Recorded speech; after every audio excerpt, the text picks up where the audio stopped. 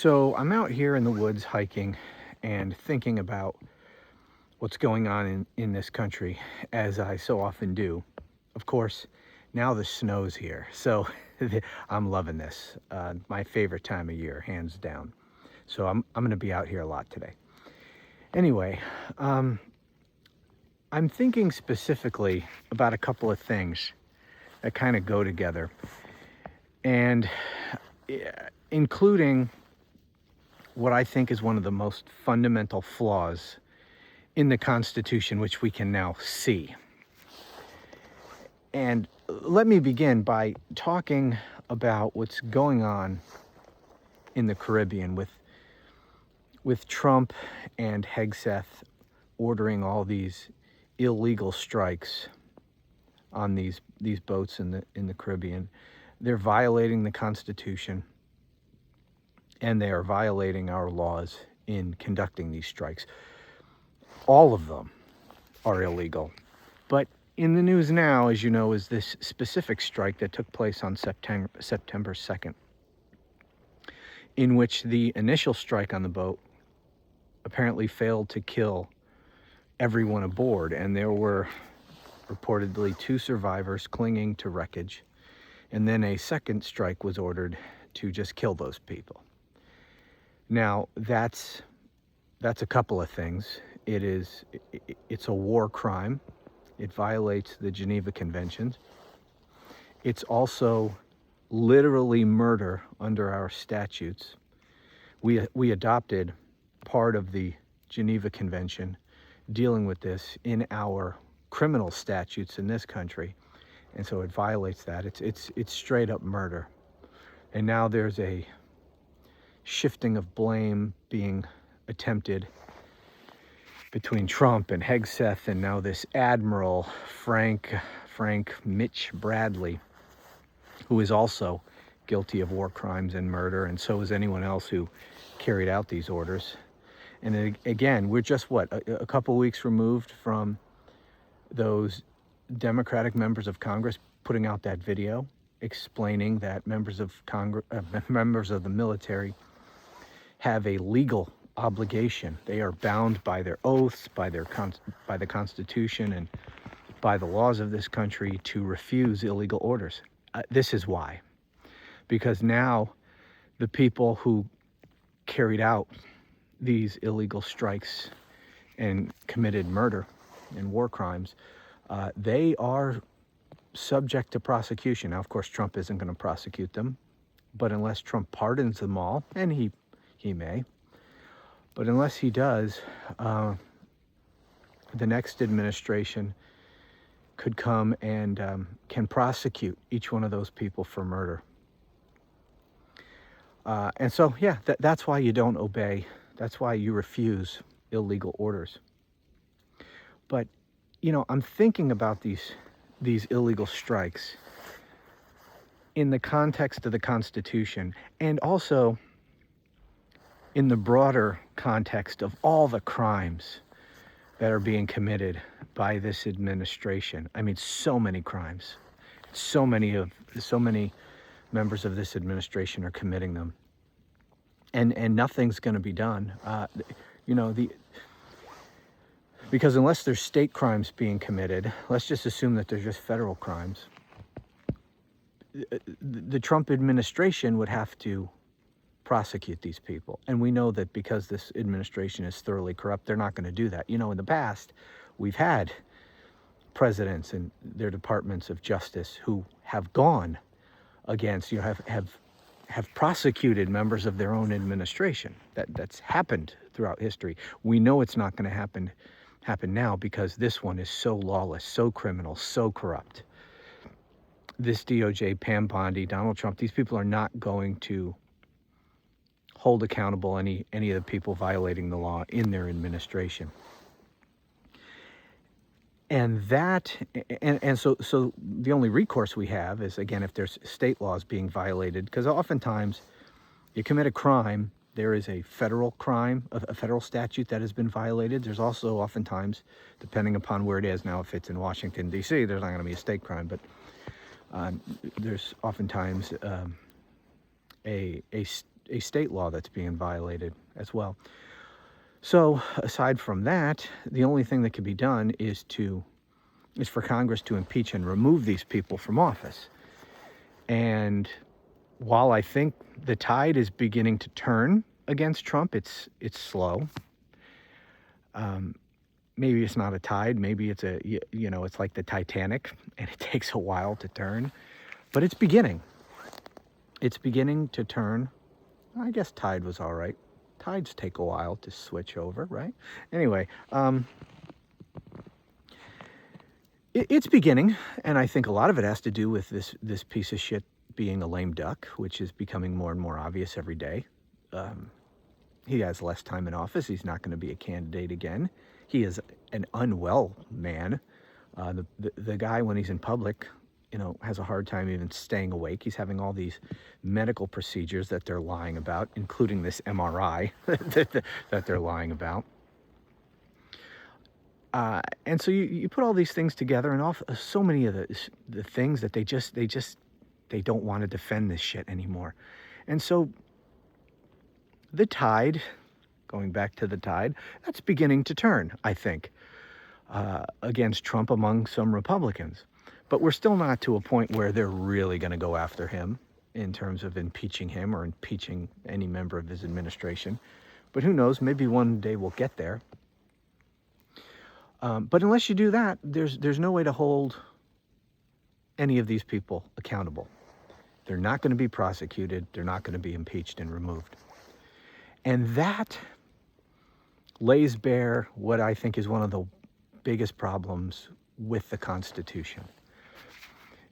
And by the way, the men who drafted the Constitution knew that it wasn't perfect. I mean, they disagreed about it, They weren't all on board with every part of this Constitution. They had to make compromises, just like any piece of legislation. Not everybody agrees. Some people think, oh, we shouldn't do this, we should do that, we should take this out, we should put this in. This is the best they could come up with. But they knew it wasn't perfect, and so they put in Article 5, which allows future generations of Americans to amend it. And which, of course, we have. But there's so many things still about the Constitution that are not good. And I think one of the most fundamental problems is that it puts all responsibility for law enforcement, at least at the federal level, in one branch of government. I mean, and that was the point of separation of powers. You take the three main functions of government and you spread them out amongst three separate branches. So you have the authority to write law given to Congress, the authority to enforce the law given to the executive branch, and the authority to resolve cases and controversies that arise under the law to the courts. The problem is that sole authority for enforcing the law, including criminal prosecutions, is given to the executive branch. And also to the president, and the president alone is given the unconditional power to pardon people for crimes. So it gives the president the sole authority to prosecute people for crimes and to absolve people of crimes. And that to me is a huge problem, as we're seeing, because then it means that if you have a corrupt and lawless president, then he and his entire administration will effectively be above the law. And then you have the Supreme Court with their horrible immunity decision last year saying that you can't even hold a president. It doesn't apply to anyone else in the administration. At least they haven't done that yet. Their decision only applied to the president. But you can't even hold him criminally responsible. Well, it's very difficult. It's not impossible. But it's very difficult to hold a president criminally responsible for the crimes they commit even after they leave office. But certainly while the person is president. If he is corrupt and lawless, then he and his entire administration are completely above the law. They can commit crimes at will. And if you have a president who controls the Department of Justice and they refuse to prosecute anyone, then they can get away with their crimes. And there's no one else in the system who can do anything about it, can hold these people accountable, can prosecute them. And then you also have in the president the power to grant pardons so that they can never be prosecuted for these crimes. So really, if you have a lawless president, you don't even need the Supreme Court to grant immunity to the rest of the administration. The president just has to pardon them all, and they're immune because of the pardon. So that fundamental flaw of the Constitution really has, of course, they didn't anticipate, or maybe they did, because they did talk about this. They did anticipate someone like Trump coming along. But what I don't think they anticipated was that the corruption, the rot among the American people would be so bad that we would tolerate someone like this. I mean, they put the impeachment process into the Constitution for exactly someone like Donald Trump. And of course, they never wrote presidential immunity into the Constitution. The Supreme Court just completely made that shit up. So they gave us tools for dealing with a lawless, corrupt president like this. But we refuse to use it. We've tried it twice, and it's failed twice in the Senate. And so, anyway, putting impeachment aside, the problem is that given the sole ability to prosecute, to enforce the law, and the unreviewable power to pardon, all given to the president, it means that his branch of government can be completely lawless and never held accountable, completely above the law. They can enforce the law against everyone else while violating the law themselves. And that is very bad and very dangerous, as we are now seeing.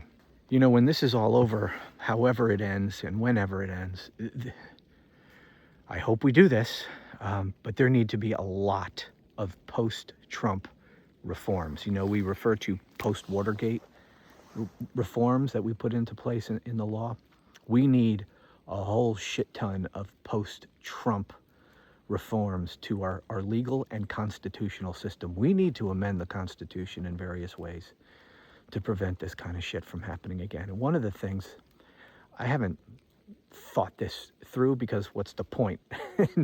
No one's gonna take what I say about anything. But I've been thinking about what we could do. I haven't fleshed out the specifics, but generally speaking, I think one of the things we should do is have a mechanism for initiating prosecutions from outside the executive branch. I don't know what that, maybe an independent commission, maybe something within the courts, maybe a commission made up of members of the legislature, Congress and the courts. I don't know. I don't know. We can debate the specifics of that, but some sort of body or procedure that would allow prosecutions to be initiated against members of the executive branch when the executive branch will not enforce the law against its own members. I don't know what that would look like, but there's many ways we could do it. But to me, that's imperative. We wouldn't be in this position potentially right now if that existed. And we'd certainly have to get rid of that. We have to fucking get rid of that Supreme Court immunity decision, which we can do, and we're going to have to do. We're going to have to do that. We have to go around the Supreme Court and get rid of that through constitutional amendment. Make it clear that the president is not immune for crimes that he commits while he's in office. But if the threat of prosecution from outside the administration, reaching in and prosecuting members of the administration through some mechanism, if that existed, we wouldn't see a lot of this lawlessness that we see. But we have a criminal as president, a literal criminal, 34-time convicted felon. He should have been convicted of a lot more. He should be sitting in prison right now and for the rest of his life. But a literal criminal as president, completely lawless, completely corrupt, with the power to pardon, the sole power to prosecute, and an immunity decision from the Supreme Court. You put all that together and he fears nothing. The only thing he fears potentially, I think, is leaving office, which is one of the reasons I anticipate him trying to do everything he can to stay in office illegally, especially if a Democrat wins in 2028, because there are crimes that he has committed, many of them, to which the immunity decision does not apply, and he can be prosecuted.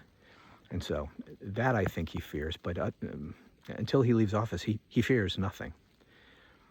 Because and I don't think anyone else does. I mean, Pete Hegseth knows he's not going to be prosecuted, so he feels free to be a war criminal. But if there was some sort of mechanism that allowed us, through some means, to prosecute members of the administration, maybe something through the states, a commission of the states. I mean, the states created the Constitution. The states have a great deal of power in this country. Maybe we do something there. I don't know. Something. There needs to be maybe multiple mechanisms. Maybe that's even better. Maybe not just one. Because maybe there's not enough. Maybe there's too many MAGA states or something. If there's enough MAGA states, they would never hold Trump accountable. Maybe there's multiple bodies or commissions or multiple sections of the Constitution that could be invoked to bring prosecutions against corrupt and criminal members of the administration, because that's imperative. Because now we see the great danger that a rogue, lawless, criminal president can do, or the danger that he is and the damage that he or she can do. And that shit needs to be reined in. So it seems to me the more mechanisms to rein in a lawless president and hold him accountable that we can build into the system, the better. So anyway, getting a little snow covered here, so I'm going to continue, and thanks for watching.